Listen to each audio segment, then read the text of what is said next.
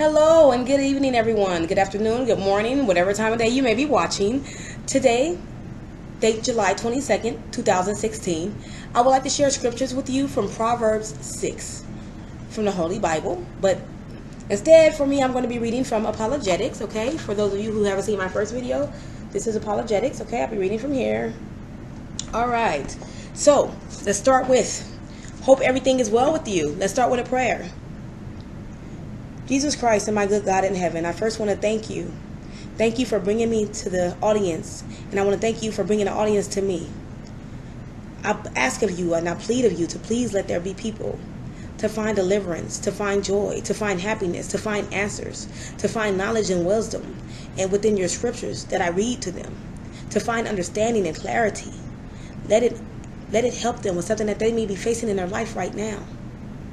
For we all need help, we all need assistance, and we all need your assistance, because without you, there is no other way. We thank you. Amen. Amen. All right. So right here we have financial entanglements. That's what starts in Proverbs 6. My son, if you have put up security for your neighbor or entered into an agreement with a stranger, you have been trapped by the words of your lips, ensnared by the words of your mouth. Do this then, my son, and free yourself, for you have put yourself in your neighbor's power. Go humble yourself and plead with your neighbor. Don't give sleep to your eyes or slumber to your eyelids. Escape like a gazelle from a hunter, like a bird from a fowler's trap. Now what this is saying to here is, let's say you have a neighbor, and you go to your neighbor, and let's say you ask your neighbor to borrow $100. You tell your neighbor, I will pay you back on July 1st. And July 1st comes, but you don't have that money to pay back to your neighbor. Now understand, the saying goes what? All a man has is his word. So once you've given your word to someone, they now have power over you. And this is actually not something that you want in your life or for yourself. There is not anyone in this world that you want to have power over you except the Creator himself, who, yes, he does dwell in this world because he is all that is. You don't want anyone else having power over you. You don't want to be obligated or owing things to people.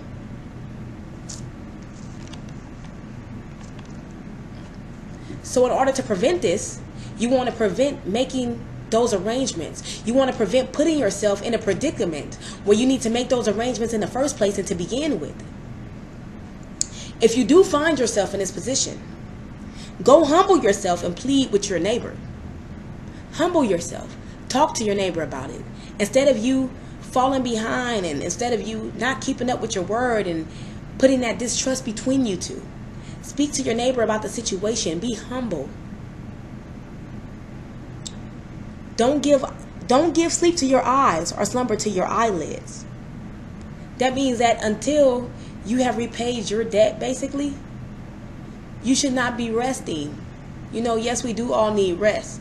But instead of giving sleep to your eyelids, you need to be figuring out a way of how you're going to pay back that loan that you promised that you would pay back. Because again, your word is your bond. And once you make that bond, you are in bondage. And you owe it to that person anywho to keep your word. You owe it to yourself to have that trust between you and others. Instead of you later going to that person and that person not having trust for you, and that person not being willing and that person not being willing to help you again. Is that what you would prefer? Of course not. None of us would prefer this. We would prefer to do the right thing. We prefer to keep our word.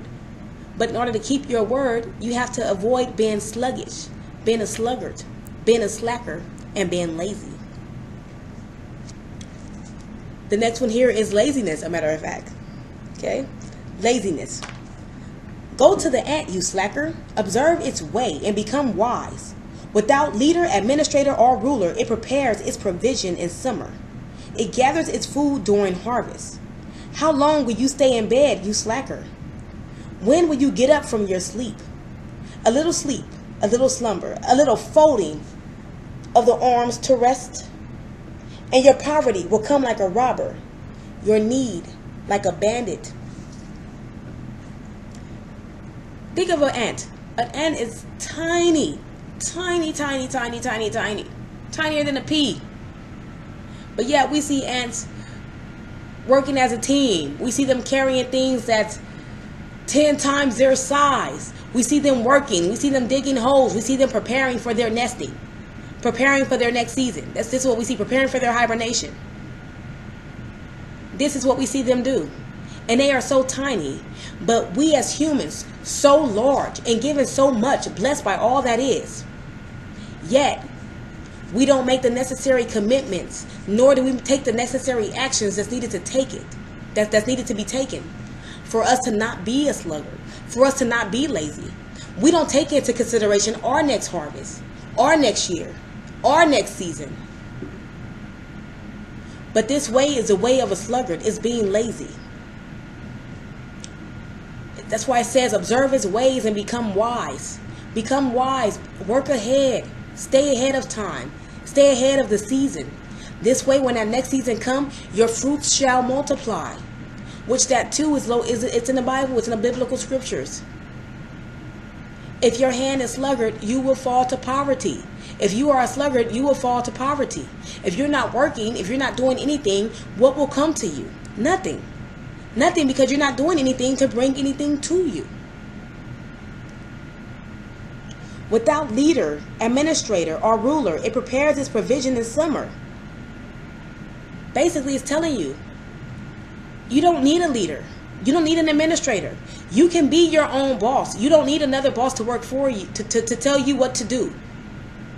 You can make these decisions. You can be that wise individual to make the best decisions for yourself, to make better decisions for your life, to make better choices for your life.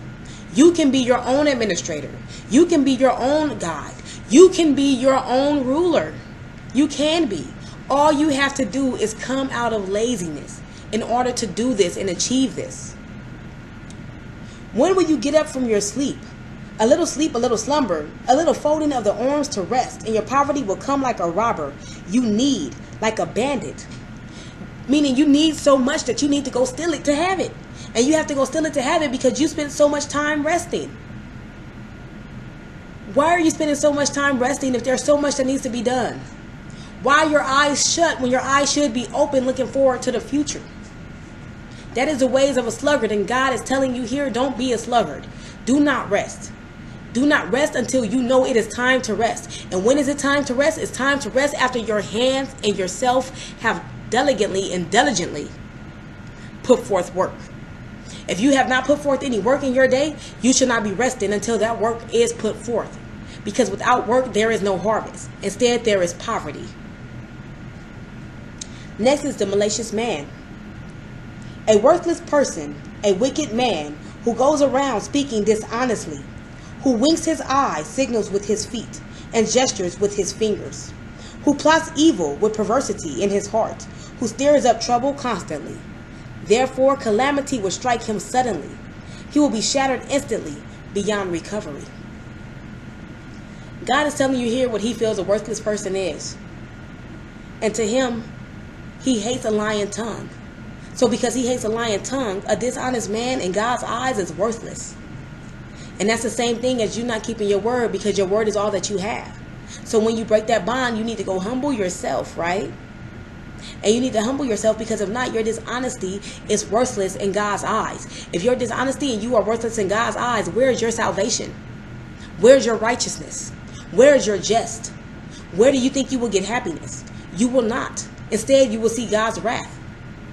That's what God will have in store for you, because you chose not to do the right thing, because you chose to ignore God, because you chose to follow and lead down your own path instead of taking the steps that God has put forth for you to take.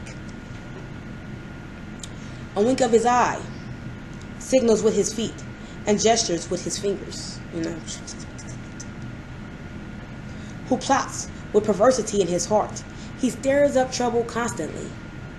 Basically, that's drama. God does not like those who stir up drama. God does not like those who stir up trouble. This is a malicious man. This is a worthless man in God's eyes. For we should not be stirring up trouble anyway. You know, that's like you go, hey, no, hey, did you hear this about? Hey, whispering all around, spreading people's secrets. saying things you shouldn't be saying to people, gossiping basically, and which that too is in the Bible. That's a malicious man. That's a man that is not worthy of God in God's eyes. This person is worthless. And again, you do not want to be this worthless person. You want to be worthy in God's eyes. You want to be acceptable in God's eyes. You want to be righteous and you want to be just. You want to be fair because we are made in God's image. So because we are made in God's image, we are made to be righteous. We are made to be just. And we are made to be fair. Calamity will strike him suddenly. He will be shattered instantly beyond recovery. Has it not been noted in the scriptures of the great plagues of sin leading to death, incurable diseases, wars, strife? You bring this upon yourself when you anger God. If you don't want this brought upon you, then it would be wise for you to keep God happy, right? It would be wise for you to be fair, right? It would be fair and wise for you to be justice and righteous, to stand upright and to do the right things, to try your hardest to walk in God's image. So that way you are not someone who is disgraceful to God, who is unworthy to God, who is discredited. What the Lord hates. Excuse me. 16 the Lord hates. In fact, 7 are detestable to him. Arrogant eyes, a lying tongue, hands that shed innocent blood, a heart that plots wicked schemes, feet eager to run to evil, a lying witness who gives false testimony, and one who stirs up trouble among brothers. It's there again how much he hates someone who stirs up trouble. It's also there that he hates a lying tongue, which goes back to you making sure you're able to keep your word with your neighbor or to anyone, because your word is all that you have. Your word is your greatest gift that God gave you, but a word is not meant to be broken. It's meant to be kept as God keeps his word. And again, we are made in God's image. Notice that does not mean that we have the great strengths that God has. But what it does mean is that being made in his image, we are to follow in his ways and follow in his footsteps and follow in his path. That's what it means. And in order to do that, you need to know what his word is. You need to know what he expects of you, and you need to know what he does not want you to do. The actions he don't want you to take. And if you do take those actions, what will become of you? Arrogant eyes. How many people walk around prideful? I'm this and I'm that and I'm better than you for this reason. I'm better than you for that reason. I'm just pride. And pride is actually one of the 7 deadly sins too, which 7 deadly sins are also notated in the Bible if you read between the lines of the scriptures. It is not okay to be prideful. It is not okay to be arrogant. For God hates it. Not even dislike, he hates it. And we all know, because we say it all the time, hate is a very strong word. He hates that sin. A heart that plots wicked schemes. Feet eager to run to evil. If you're going to plot something good. Plot something just. Plot something righteous. Do something good and do something just.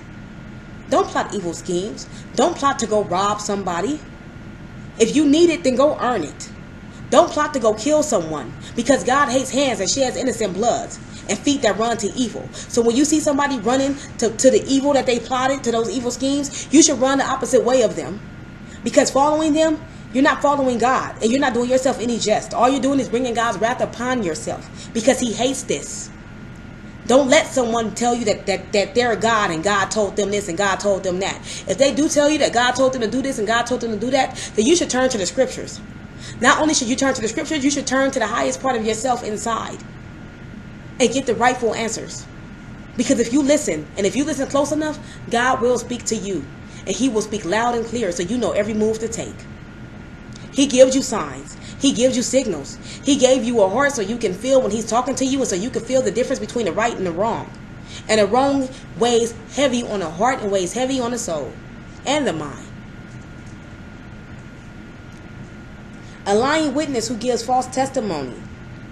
This isn't the first place where this is in the Bible. In the 10 Commandments of Exodus, thou shalt not bear false witness. In which that too is the same thing as lying. And God is emphasizing to you how much he hates a liar. So save your tongue, save yourself, save your actions, save your family. Save yourself from disgrace and from God's wrath. Be honest, be just, and be righteous. Again, and I don't know how many times I can emphasize this, we were made in God's image. And being made in God's image means that you should try your absolute hardest to walk in God's path and walk in God's way and take the footsteps that you know in your heart God would take and he would want you to take as well. Warning against adultery. My son, keep your father's command and don't reject your mother's teaching. Always bind them to your heart, tie them around your neck. When you walk here and there, they will guide you. When you lie down, they will watch over you. When you wake up, they will talk to you. For a commandment is a lamp, teaching is a light, and corrective instructions are the way to life. They will protect you from an evil woman, from the flattering tongue of a stranger. Don't lust in your heart for her beauty, or let her captivate you with her eyelashes. For a prostitute's fee is only a loaf of bread, but an adulteress goes after your very life. Can a man embrace fire and his clothes not be burned? Can a man walk on coals without scorching his feet? So it is with the one who sleeps with another man's wife. No one who touches her will go unpunished. People don't despise the thief if he steals, to satisfy himself when he is hungry. Still, if caught, he must pay 7 times as much. He must give up all the wealth in his house. The one who commits adultery lacks sense. Whoever does so destroys himself. He will get a beating and dishonor, and his disgrace will never be removed. For jealousy enrages a husband, and he will show no mercy when he takes revenge. He will not be appeased by anything or be persuaded by lavish gifts. That too is in the 10 Commandments of Exodus. Thou shalt not commit adultery. And God is letting you know here, under the things that he most hates, that he hates adulterers. That those who mess with what belongs to someone else will not go unpunished. It's also notated in the 10 Commandments. Do not covet thy neighbor's wife, nor his manservant, nor his maidservant, nor his ox, nor his ass. You are not to want what don't belong to you. You are not to touch what don't belong to you. You are not to desire what does not belong to you. If it belongs to you, if it's in your possession, then it's yours to have, including your wife or your husband. Stop going after someone else's belongings, someone else's possessions, someone else's love. For this way is not of God, and it is wicked, and it is evil. God created us to follow these commandments. God created us to seek these things out in his scriptures. He wants us to seek it out and to follow it. That is what he wants, to seek it out and to follow it, to live by this, to keep this close to your heart, to meditate on it day and night, which that too is in the Bible. Meditate on his words day and night. People think, oh, let me go, well, my wife don't have that body. Oh, my wife don't have that job. My husband don't have that nice car. Oh, my husband don't have that bank account. That means we're desiring the wrong things anyway. Because guess what? Vanity is vanity, and all is vanity. So that means that you're being very vain. Not only are you being vain, you're being sinful, you're being wicked, and you're being foolish. You're being evil. You're being everything not of God, for these are not God's ways. But instead is also lust, which is another seven deadly sin. And God too speaks a lot about lust inside the scriptures. And that's why I say the 7 deadly sins can be located in the Bible if you read between the lines. We are not to lust after what does not belong to us. We are not supposed to want what does not belong to us. Desire it either. Instead, how about we find gratefulness in what we have, what God has blessed us with. That's what we are to do. And then too, if you want to go to the world always says the grass ain't always greener on the other side anyhow. So you may leave your wife or your husband for what you think is better, but you may end up with dirt and rocks and gravel on the other side. And guess what? God will make sure of it. And he will make sure of it because you were unjust in your ways. You were not righteous in your ways, and you were not fair. Instead, you were wicked in God's eyes. Instead, you sinned in God's eyes. So therefore, what you so desire will turn up to be corrupt and will only corrupt you and dissatisfy you in the end. You won't find happiness with it. So if you want to truly be happy, your happiness is here. Your happiness is with God. You see, I have the Holy Bible here behind me. This is where your happiness lies. This is where the truth lies. This is where justice lies. This is where righteousness lies. This is where the upright go for their instruction. This is where goodness is. This is where mercy is. This is where salvation is. If you're looking for prosperity and abundance, this is where it is. Everything that you want, everything that you need, everything that you desire, whether it's here on earth or in heaven or inside of yourself, it all lies in the same place. And it all lies with our Creator, with our good God in heaven. That's where it all lies. Everything is with God, because God is all that is. And once we fully grasp and understand that God is all that is, we will have a much happier life. We will see salvation. We will see everything that we don't see now. God is the way. God is the light. God is the guide. God is the truth. Understand this and live by this. Cherish this. Hold this dear to your heart. I want to thank you all for allowing me to share Proverbs 6 with you. And I'll be back for another video to share more scriptures with you, as well as more of R.U.G.S, which is religion, universe, God, and spirituality. Thank you all.